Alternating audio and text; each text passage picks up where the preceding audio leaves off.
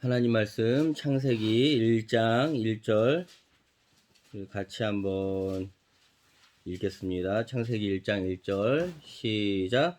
태초에 하나님이 천지를 창조하시니라. 아멘.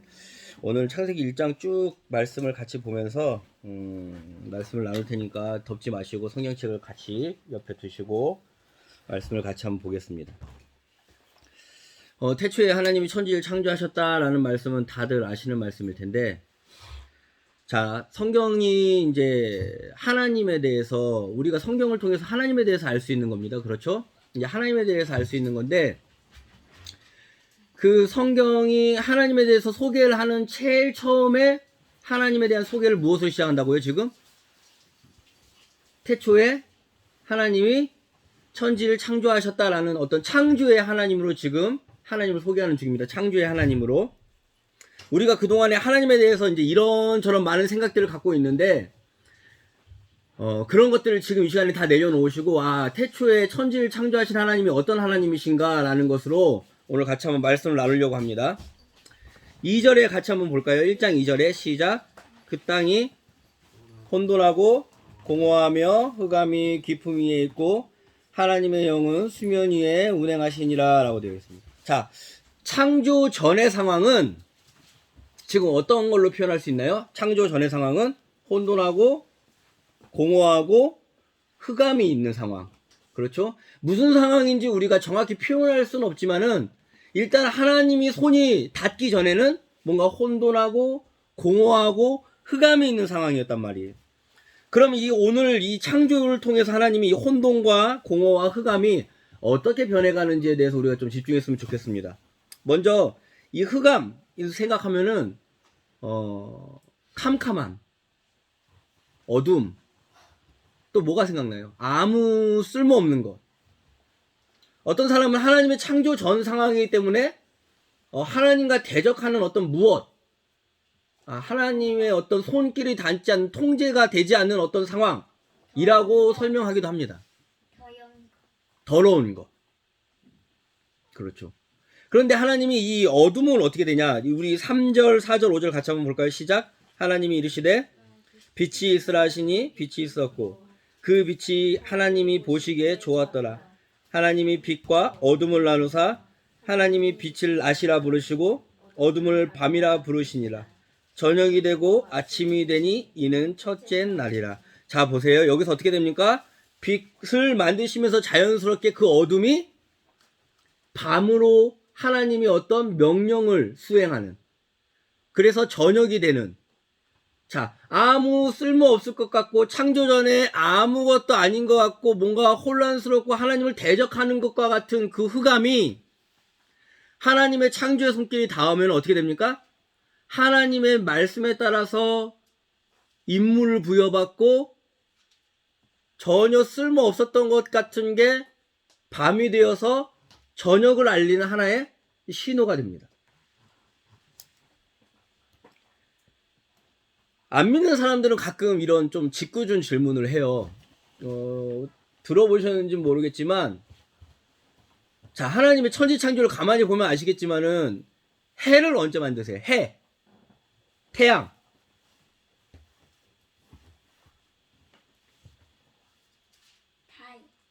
달도 넷째 날 만드신단 말이에요. 넷째 날. 몇째 날? 넷째 날 만드세요. 넷째 날. 그런데 저녁이 되려고 하고 아침이 되려고 그러면 우리는 뭐가 필요해요? 지금 뭐의 기준에 따라서 우리가 아침이 되고 저녁이 된다고 얘기해요? 태양이 뜨면 아침이고 태양이 지면 저녁이잖아요. 근데 넷째 날 만들었는데 왜 처음부터 저녁이 되고 아침이 된다는 표현을 쓰냐 이거야. 그래서 성경이 틀렸다. 뭐가 모순덩어리다 라고 얘기하는 사람이 있는데 거기에 대해서 별로 질문을 받아보신 적이 없나 봐요. 근데 왜 첫째 날부터 저녁이 되고 아침이 되냐라는 표현을 쓰냐라는 건 단순하게 태양이 있어가지고 저녁이 되고 아침이 된다는 표현을 쓰는 게 아니라 지금 하나님의 창조 전에 어둠으로 불렸던, 흑암으로 불렸던 어떤 그 상황이 하나님이 창조의 손길이 닿자마자 무엇이 되는 거예요? 밤이라는 명칭을 갖게 되고 저녁이라는 임무를 수행하게 되었다라는 하나님의 질서가 어떻게 됐다? 지금 저녁이 되고 아침이 되면서 시작되었다라는 표현을 지금 나타내주고 있는 거란 말이에요. 창세기는 지금 하나님의 역사가 지금 시작되었다라는 표현. 흑암이라는 어떤 세력이, 흑암이라는 전혀 쓸모없음이, 흑암이라는 전혀 어떤 하나님의 손길이 닿지 않는 그런 부분이 하나님의 창조로 인해서 저녁이라는 임무가 수행되기 시작했다라는 것을 성경은 지금 뭐라고 하는 거예요? 알려주는 거예요. 이게 지금 창조주 하나님을 소개하고 있는 중입니다. 그래서 저녁이 되고 아침이 됐다라는 것은 당연히 태양이 뜨고 졌다라는 표현이 아니라 하나님의 창조 질서가 어떻게 됐다? 지금 시작되었다라는 의미라는 거예요. 그러니까 이런 식으로 읽으면서 하나님의 어떤 놀라운 창조의 손길을 느껴야 되는데, 그강 이걸 갖다가 어떤 태양이 뜨고 지는 문자 그대로 생각을 하다 보니까 사람들은 하나님이 이 24시간의 하루를 창조한 줄 알고 일곱째 날이니까 총 며칠 동안 창조했다?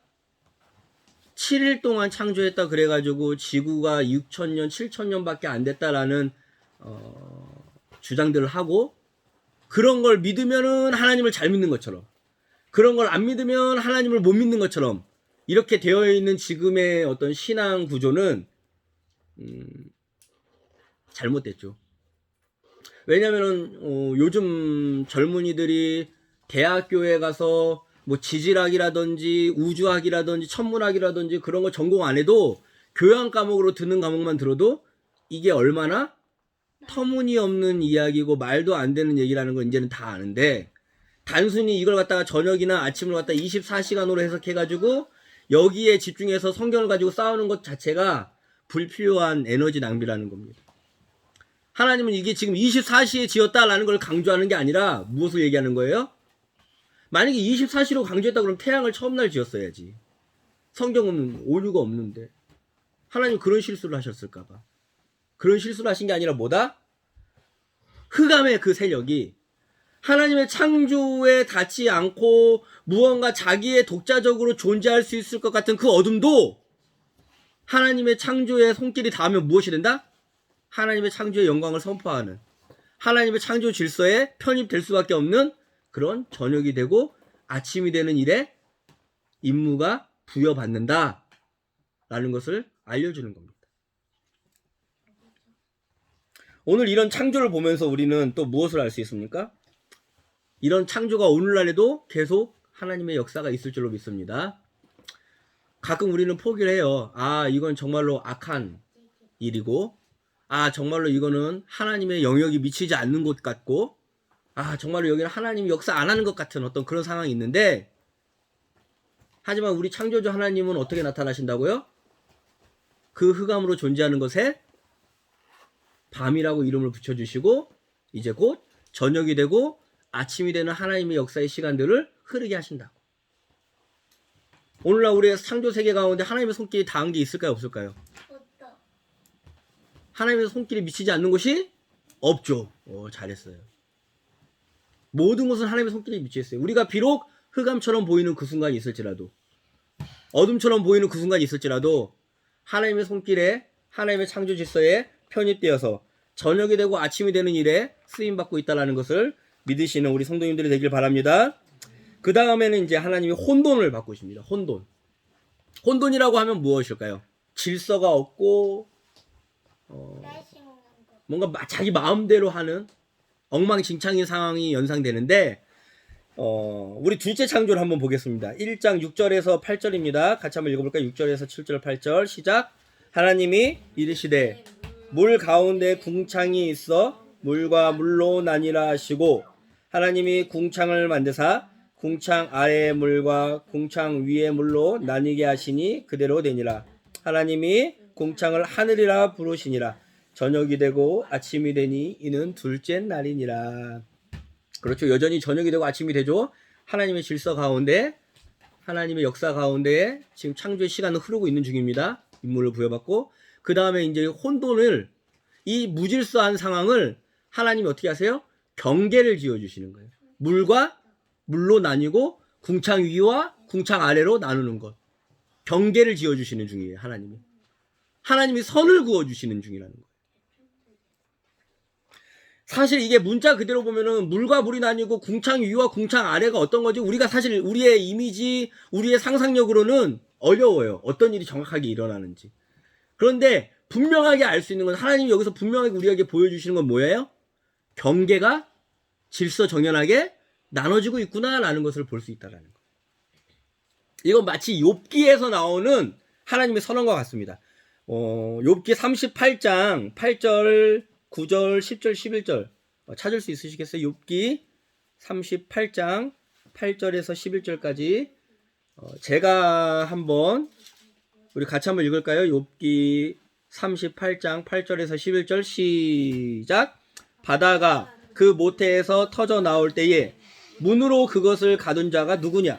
그때에 내가 구름으로 그 옷을 만들고 흑암으로 그 강보를 만들고 한계를 정하여 문빗장을 지르고 이르기를 네가 여기까지 오고 더 넘어오지 못하리니 내 높은 파도가 여기서 그칠지니라 하였노라. 아멘. 어떤 건지 아시겠어요? 하나님이 어떻게 하세요? 지금 경계를 갖추고 선을 그어두십니다. 오늘날 우리가 많이 하나님을 갖다가 사랑의 하나님, 좋으신 하나님, 뭐 이렇게 자기의 나름대로의 어떤 이미지를 갖고 있습니다. 그쵸? 거기까지 좋아요. 나쁜 건 아닌데 그 이미지를 갖고 있는데 중요한 것은 하나님이 창조하실 때에 어떤 걸 그어주셨어요? 경계를 그어주셨단 말이에요. 선이 그어져 있단 말이에요. 하나님한테 어떻게 넘지 말아야 할 무엇이 있다? 선이 있어요. 내 마음대로 믿는 게 아니라 하나님의 말씀을 따라서 믿어야 되고 하나님이 명령하신 그 창조 질서에 따라서 내가 살아야 하는 것. 이것이 오늘날의 하나님의 경계를 따라서 움직인다는 겁니다. 인간들은 자유가 있으면 좋지만 그 자유가 어떤 경계에 따라서 그 자유를 사용될 때 아름다운 거지 그게 방종으로 이어지면은 다른 사람들한테 피해가 간다는 거. 어떤 물이 바다에 있는 물이 바다에서 잔잔하게 있을 때에 아름답고 거기에서 배도 타고 서핑도 즐길 수 있는 것이지 그 물이 육지까지 침범하게 되는 순간 뭐가 됩니까? 재앙이 시작되는 거. 우리는 이런 걸 잘 알아야 됩니다. 사람들은 가끔 얘기해요. 아, 하나님이 우리를 만들었으면 좀 가만히 놔두지. 율법이란 걸 만들어서 우리를 어떻게 한다? 귀찮게 한다. 근데 우리 인간이 너무 근시안적이라서 사실은 잘 모르는데 그 율법이라는 경계선이 없었다면은 우리에게 남은 건 혼돈이라는 거죠. 조삼모사라는 사자성어 아세요? 조삼모사? 원숭이를 키우던 한 노인이 원숭이가 많아지니까 음식을 좀 줄여야 돼요. 그러니까 원숭이들한테 이렇게 얘기했대요. 아침에는 3개를 주고 저녁에는 4개를 줄게, 도토리를. 그러니까 원숭이들이 어떻게 했어요? 막 화를 내. 왜 3개만 주냐? 그래서 어떻게 해? 아침에는 4개를 주고 저녁에는 3개를 줄게. 그러니까 4개 준다는 말에 다 좋아한다는 거. 근데 결과적으로 7개는 똑같이 주는 건데. 인간은 마찬가지. 자꾸 이 눈앞에 있는 것만 눈앞에 이 4개만 떨어지길 바라는 거야. 율법이 없어지고 만약에 어떤 선도 없고 내 마음대로 살고 내 기분대로 살고 내가 좋은 대로 살고 질서도 없고 그러면 좋을 것 같다가도 그 눈앞에만 보이니까. 근데 결국에는 하나님이 어떤 걸 정리하신 거예요? 지금 이 혼돈의 상황을 정리하시는 상황 중에 경계를 짓고 선을 긋고 질서를 부여하신 것이다. 그래서 우리 인간들이 하나님의 창조를 받았다면은 마땅히 무엇이 있어야 됩니까? 하나님이 그어놓은 경계가 있어야 된다는 겁니다. 하나님이 그어놓은 선을 넘지 말아야 합니다.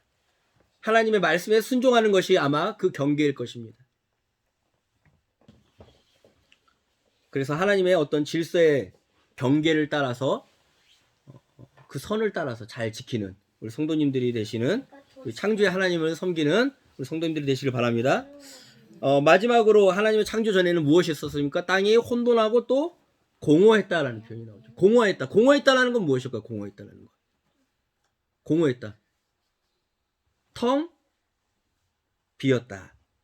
이거 공허는 땅이 텅 비고 아무 열매도 없는 상태, 생산도 안 되고 그냥 비어있는 상태를 얘기합니다. 그래서 이 공허를 하나님이 창조를 통해서 채워 놓으시기 시작합니다. 어떻게 채워 놓습니까?